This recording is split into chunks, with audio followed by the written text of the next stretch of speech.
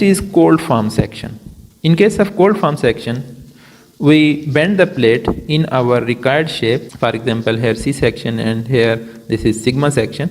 So variety of sections and the dimensions are possible. We can construct a section of our desired shape as well as desired dimension. So variety of sections can be made by using cold form technique. The next is built up section.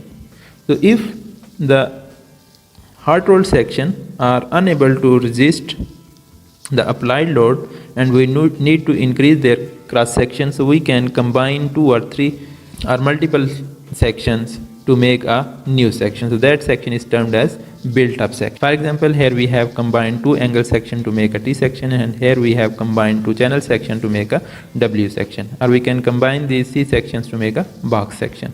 So different possibilities are there. Depending upon our need, we can combine the available hot rolled section. So next is structural design. We will cover this topic in the next video.